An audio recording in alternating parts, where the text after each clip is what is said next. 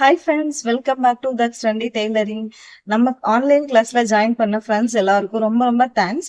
நம்மளுடைய கிளாஸ்ல ஜாயின் பண்ணியிருக்கிற உங்களுக்கு கண்டிப்பா யூஸ்ஃபுல்லான வீடியோஸ் தான் நான் உங்களுக்கு கொடுக்க போறேன்.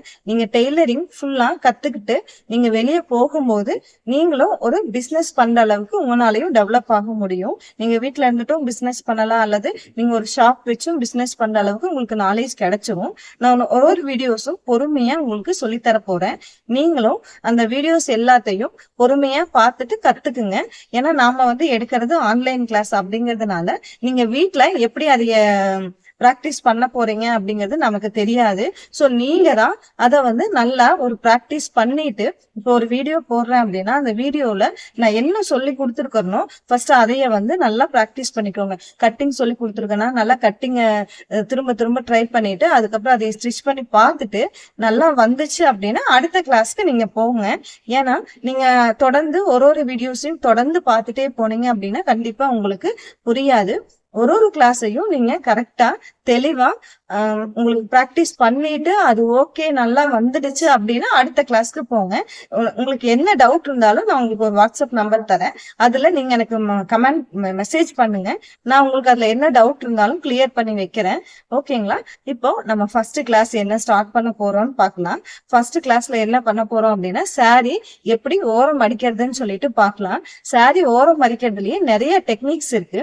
அதுல என்னென்ன டெக்னிக்ஸ் எப்படி நம்ம ஃபாலோ பண்ணணும் அப்படிங்கறத பார்க்கலாம். நீங்க என்ன கிளாஸ் பாத்தீங்க அப்படின்னாலும் அதுல நான் சொல்லித்தர பாயிண்ட்ஸ் எல்லாம் ஒரு நோட் போட்டு எழுதி வச்சுக்கோங்க.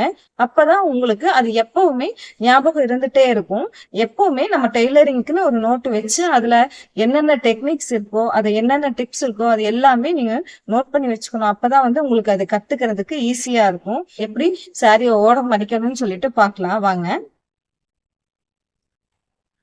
ஓகே ஃப்ரெண்ட்ஸ், நம்ம இப்ப இந்த சாரிய எப்படி அதோட பிளவுஸ கட் பண்ணிட்டு நம்ம சாரியில கட் பண்ணி ஓரம் அடிக்கிறதுன்னு பார்க்கலாம். இப்ப நம்ம சாரி ஓரம் அடிக்கிறோம் அப்படின்னா அதுல என்னென்ன ப்ராப்ளம்ஸ் வரும், என்னென்ன அதுல மிஸ்டேக்ஸ் இருக்கு. சாரி எல்லா சாரியும் ஒரே மாதிரி இருக்காது. சோ அதுல என்னென்ன மிஸ்டேக் வரும், அதை எப்படி நம்ம சரி பண்ணணும், அதைய எந்த மாதிரி கட் பண்ணணும்.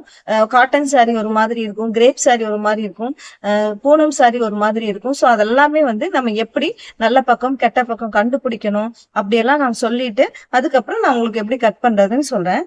ஃபர்ஸ்ட் இப்ப இந்த சாரியை எடுத்துக்கலாம். இப்ப பாத்தீங்க அப்படின்னா இந்த சாரிய பாருங்க.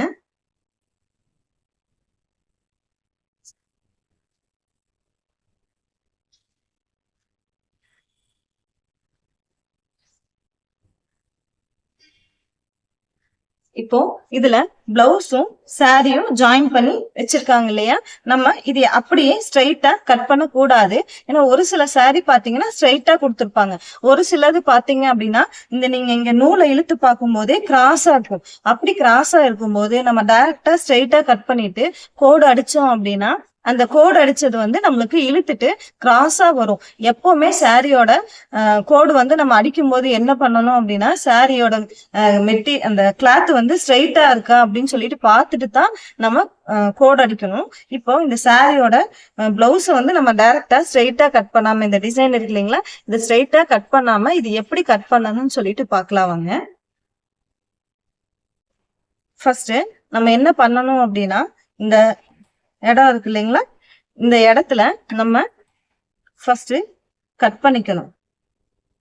இதுல கட் பண்ணிக்கோங்க. இந்த இடத்துல நீங்க இப்படி கட் பண்ணிட்டு இந்த பாருங்க தெரியுதா, இந்த மாதிரி ஃபர்ஸ்ட் கொஞ்சமா கட் பண்ணிக்கோங்க. நம்ம இந்த சாரி ஸ்ட்ரைட்டா தான் இருக்கான்னு எப்படி செக் பண்றது அப்படின்னா நீங்க கட் பண்ணிட்டு இதுல இருந்து இப்படி கொஞ்சமா நூல் எடுங்க. இந்த மாதிரி நூலை எடுத்துட்டு இப்படி நீங்க இழுத்துட்டே வரணும். பாருங்க, இப்படி நீங்க இழுத்துட்டே வந்தீங்க அப்படின்னா இந்த ஸ்ட்ரைட் வருதான்னு பாருங்க. இப்படி கொஞ்சம் கொஞ்சமா நீங்க சாரி கோடு அடிக்கும் போது இப்படித்தான் இப்படி நூலை எடுத்து விடணும்.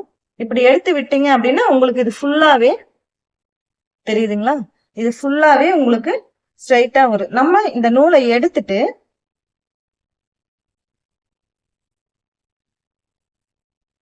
இப்ப இந்த நூலை எடுத்துட்டு உங்களுக்கு காமிக்கிறேன் பாருங்க. இப்ப இந்த நூலை எடுத்ததுக்கு அப்புறம் உங்களுக்கு அந்த நூலிலை இல்லாத அந்த கேப் தெரியும். சோ ஸ்ட்ரெயிட்டா இந்த கேப்லயே நீங்க கட் பண்ணி எடுத்துக்கணும். தெரியுதுங்களா?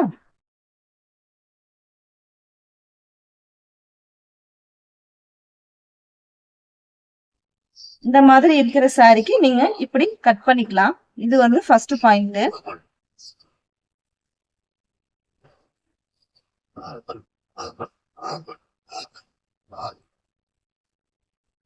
நம்ம இந்த நூல் இலை தெரியுது இல்லைங்களா, இந்த நூல் இலையிலேயே வந்து இந்த கேப்லயே வந்து நம்ம கட் பண்ணிட்டே வரணும்.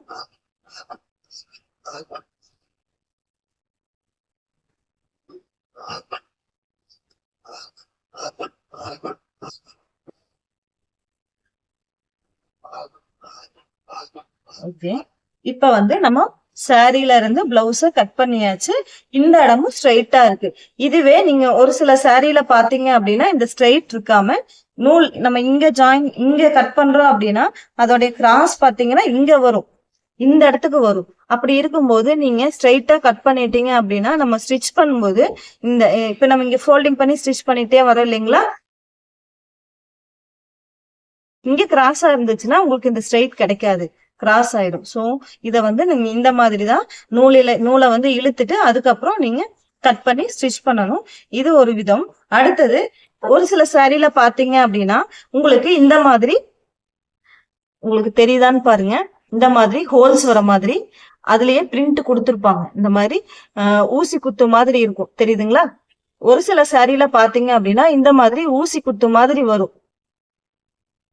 இந்த ஊசி குத்து மாதிரி வர இடத்துல நீங்க ஸ்ட்ரெயிட்டா கட் பண்ணக்கூடாது. அப்படி கட் பண்ணீங்கனாலும் அதுல ஒரு சில சாரி கிராஸ் வர்றதுக்கு சான்ஸ் இருக்கு. சோ இந்த மாதிரி நீங்க கட் பண்ணக்கூடாது. நான் சொன்ன மாதிரி நூலை இழுத்துட்டு அதுக்கப்புறம் நீங்க கட் பண்ணலாம். இப்போ சாரியோட நல்ல பக்கம் எது கெட்ட பக்கம் எதுன்னு சொல்லிட்டு நம்ம எப்படி கண்டுபிடிக்கலாம் அப்படின்னு, ஏன்னா ஒரு சில சாரி பாத்தீங்கன்னா பேக் சைடும் ஃப்ரண்ட் ரெண்டுமே ஒரே மாதிரி தான் இருக்கும். அப்படி இருக்கும்போது நீங்க நல்ல பக்கம் எது கெட்ட பக்கம் எதுன்னு உங்களால கண்டுபிடிக்க முடியாது. அதுக்கு என்ன பண்ணணும் அப்படின்னா, இந்த கரைப்பகுதி இருக்கு இல்லைங்களா, இந்த மாதிரி கரைப்பகுதி வரும். இந்த கரைப்பகுதியில நல்லா டார்க்கா இருக்கிற பகுதி நல்ல பக்கம், ரைட் சைடு. அதுவே லைட்டா இருக்கும், இந்த மாதிரி லைட்டா வந்துச்சு அப்படின்னா அது வந்து ராங் சைடு. இப்படிதான் நீங்க நல்ல பக்கமும் கெட்ட பக்கமும் எப்படின்னு சொல்லி கண்டுபிடிச்சிடணும். ஓகேங்களா? இந்த மாதிரி வந்துச்சு அப்படின்னா இது நல்ல பக்கம், இதே மாதிரி லைட்டா வந்துச்சு அப்படின்னா இது கெட்ட பக்கம். ஓகேங்களா? இந்த மாதிரியும் கண்டுபிடிச்சுக்கலாம். அடுத்தது இன்னொரு விதத்திலையும் சாரி வந்து நல்ல பக்கம் கெட்ட பக்கம் எப்படி கண்டுபிடிக்கிறதுன்னு பார்க்கலாம். ஒரு சில சாரீஸ்ல பாத்தீங்க அப்படின்னா இந்த இடத்துல அவங்களுடைய பிராண்ட் நேம் ஏதாவது கொடுத்துருப்பாங்க, இது மாதிரி ஏதாவது லெட்டர்ஸ் இருக்கும். சோ அதை பார்த்துட்டு கூட நீங்க அதுல நல்ல பக்கம் எது கெட்ட பக்கம் எதுன்னு சொல்லிட்டும் கண்டுபிடிச்சிடலாம். இப்ப ரெண்டு விதமாவும் நம்ம சாரி நல்ல பக்கம் கெட்ட பக்கம் எப்படின்னு சொல்லிட்டு நம்ம கண்டுபிடிச்சிடலாம்.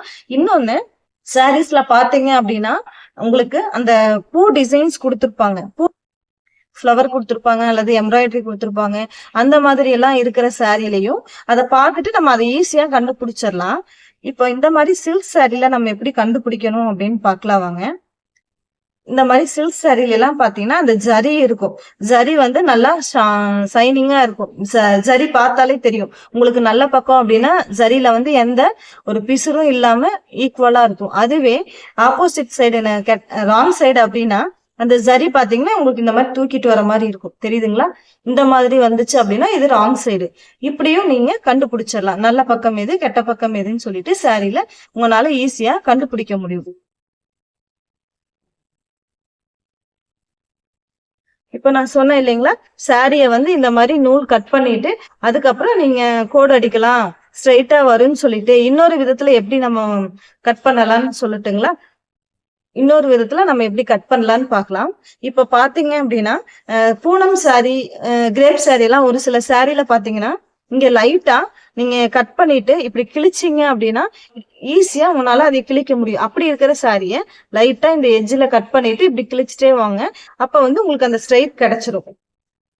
அப்புறம் ஒரு சில சாரில என்ன ஆகும் அப்படின்னா இப்ப முந்தான பகுதி இருக்கு இல்லைங்களா, அந்த பல்லு பகுதியில உங்களுக்கு அந்த ஒயிட் கலர்ல ஒரு கோடு கொடுத்துருப்பாங்க. சாரிய வந்து ஸ்ட்ரைட்டா அந்த இடத்துல கட் பண்ணிக்கலாம், கட் பண்ணிட்டு கோடு அடிக்கிறதுக்காக அப்படின்னு சொல்லி அதுல கொடுத்துருப்பாங்க. ஆனா அந்த மாதிரி இருக்கும்போது நீங்க அந்த ஒயிட்ல அந்த ஸ்ட்ரைட்டா அந்த டிசைன்ல கட் பண்ணக்கூடாது.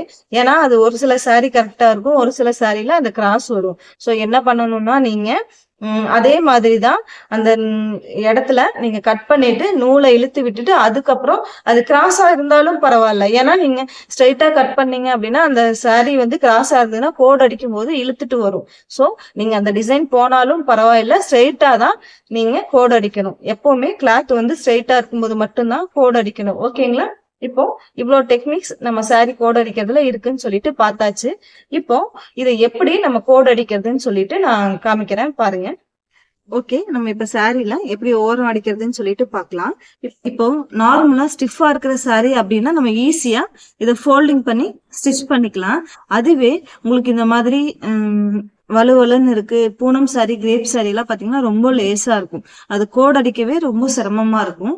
அப்படி இருக்கும்போது நீங்க கொஞ்ச நாள் இந்த கோட் அடிக்கிறத கத்துக்கிற வரைக்கும், ஈஸியா இந்த ஸ்டிச் பண்றதுக்கு வர வரைக்கும் நீங்க எப்படி கோட் அடிக்கலாம்னு பார்க்கலாம். ஃபர்ஸ்ட் இங்க ஒரு 1/4 இன்ச்ல மடிச்சு இங்க ஸ்டிச் பண்ணிக்கோங்க. ஓகேங்களா? இந்த மாதிரி ஃபர்ஸ்ட் ஸ்டிச் போட்டுக்கோங்க. நான் சொல்லி தரேன் பாருங்க. இந்த மாதிரி ஃபர்ஸ்ட் ஒரு 1/4 இன்ச்சுக்கு மடிச்சு ஸ்டிச் பண்ணிக்கலாம். ஓகேவா? இப்ப ஃபர்ஸ்ட் இங்க வரும்போது இப்படி ஒரு டார்லிங் பண்ணிக்கலாம். டார்லிங் பண்ணிட்டு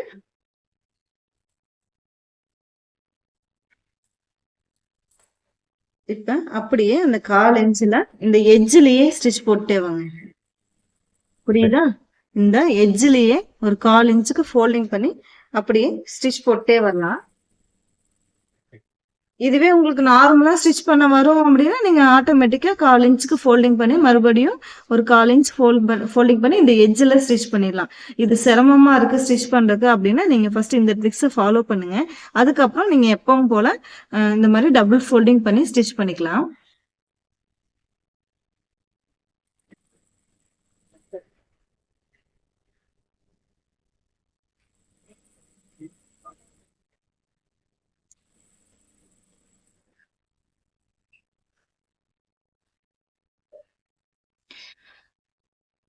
இந்த மாதிரி பிசுறெல்லாம் வரும் இல்லையா? இந்த மாதிரி பிசுறு வரும்போது நீங்க அப்பப்ப கட் பண்ணி விட்டுருங்க. எப்படி இருந்தாலும் நம்ம ஸ்டிச் பண்ணையில இந்த பிசுறெல்லாம் வரும். ஸோ அதை வந்து நீங்க இந்த பிசுறு இருந்துச்சு அப்படின்னா அந்த இடத்துல கட் பண்ணிக்கோங்க. இந்த மாதிரி கட் பண்ணி எடுத்துட்டு அதுக்கப்புறம் ஃபினிஷிங்கா ஃபோல்டிங் பண்ணி ஸ்டிச் பண்ணிக்கலாம். இது நீங்க பிகினர்ஸா ஸ்டிச் பண்றீங்க அப்படின்னா மட்டும் இந்த மெத்தடை ஃபாலோ பண்ணுங்க. அப்படி இல்லை நீங்க ஆல்ரெடி ஸ்டிச் பண்ண தெரியும் அப்படின்னா எப்பவும் போல ஒரு 1/4 இன்ச் மடிச்சு மறுபடியும் ஒரு 1/4 இன்ச் மடிச்சு அப்புறம் அந்த எட்ஜ்லயே ஸ்டிச் பண்ணிக்கலாம்.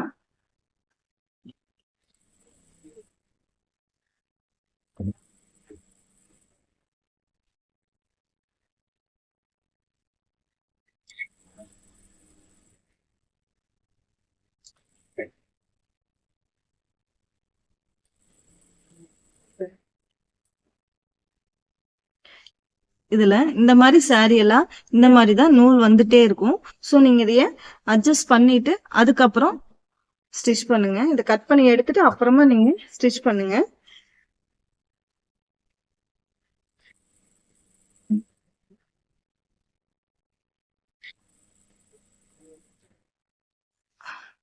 பாருங்க நான் எப்படி ஸ்டிச் பண்றேன்னு. ஓகேங்களா? இப்ப ஃபர்ஸ்ட் 1/4 இன்ச் மடிச்சு ஸ்டிச் பண்ணியாச்சு. அடுத்தது இத அப்படியே இந்த இடத்துல எப்படி ஸ்டிச் பண்றதுன்னு பார்க்கலாம். இத அப்படியே இப்படி ஃபோல்டிங் பண்ணிக்கோங்க. இந்த நம்ம ஸ்டிச் பண்ண நூல் இந்த சைடு வரணும். இங்க நூல் தைச்சிருக்கிற நூல் இருக்கு இல்லைங்களா? அது வந்து இப்படி வரக்கூடாது. இப்படி வந்துச்சு அப்படின்னா இங்க உங்களுக்கு அந்த இது அசிங்கமா தெரியும். அந்த இந்த இப்படி இருக்கு இல்லையா? இந்த மாதிரி ஃபோல்டிங் பண்ணிட்டு அதுக்கப்புறம் இந்த எட்ஜ்ல ஸ்டிச் பண்ணுங்க. உங்களுக்கு ஈஸியா இருக்கும். இது நீங்க பிகினர்ஸா ஸ்டிச் பண்றீங்க அப்படின்னா இந்த மெத்தடை ஃபாலோ பண்ணலாம். எதனால அப்படின்னா நம்ம சாரி எல்லாம் ஓரடிக்கவே பாத்தீங்க அப்படின்னா இப்பெல்லாம் 20 ரூபா வாங்குறாங்க. அப்படிங்கும் போது நம்ம இந்த சாரிய பினிஷிங்கா கோட் அடிச்சு கொடுத்தோம் அப்படின்னாலே நம்ம இதுவே நம்மளுக்கு ஒரு சார்ஜ் ஆன மாதிரி தான். இப்ப நீங்க பாத்தீங்க ஒரு நாளைக்கு ஒரு 3 சாரி இல்ல 4 சாரி கோட் அடிச்சீங்கனாலே உங்களுக்கு 80 ரூபா ஆச்சா? அதனால நீங்க என்ன பண்ணணும் அப்படின்னா சாரி ஓரம் அடிக்கிறத நல்லா பினிஷிங்கா ஸ்டிச் பண்ணி கொடுக்கணும். ஓகேங்களா? இந்த மாதிரி நீங்க பார்த்தாலே தெரியுது இல்லையா? இங்க பாருங்க எவ்வளோ ஸ்ட்ரெயிட்டா வந்திருக்குன்னு சொல்லிட்டு இந்த மாதிரி தான் நீங்க பினிஷிங் வர மாதிரி ஸ்டிச் பண்ணிக்கணும்.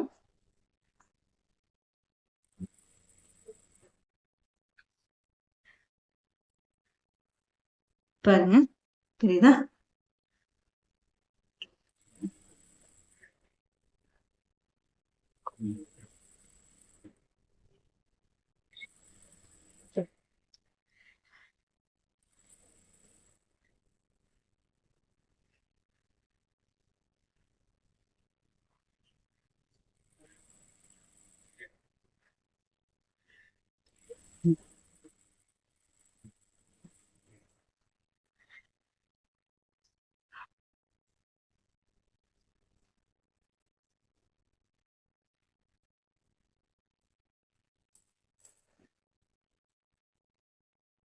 இப்ப பாருங்க எவ்வளவு ஃபினிஷிங்கா வந்திருக்குன்னு சொல்லிட்டு நம்ம ஓரம் அடிச்சது. இந்த மாதிரி நீங்க ஃபர்ஸ்ட் ஒரு ஃபோல்டிங் பண்ணி ஸ்டிச் பண்ணிட்டு மறுபடியும் ஒரு 1/4 இன்ச் ஃபோல்டிங் பண்ணி ஸ்டிச் பண்ணிக்கலாம் ஸ்டார்டிங்ல. அதுக்கப்புறம் நீங்க நல்லா ப்ராக்டிஸ் ஆயிடுச்சு அப்படின்னா நீங்க ஃபர்ஸ்ட் எடுத்த உடனே ஒரு 1/4 இன்ச் ஃபோல்டிங் பண்ணிட்டு அதுக்கப்புறம் மறுபடியும் 1/4 இன்ச் ஃபோல்டிங் பண்ணி ஸ்டிச் பண்ணிக்கலாம். ஓகேங்களா?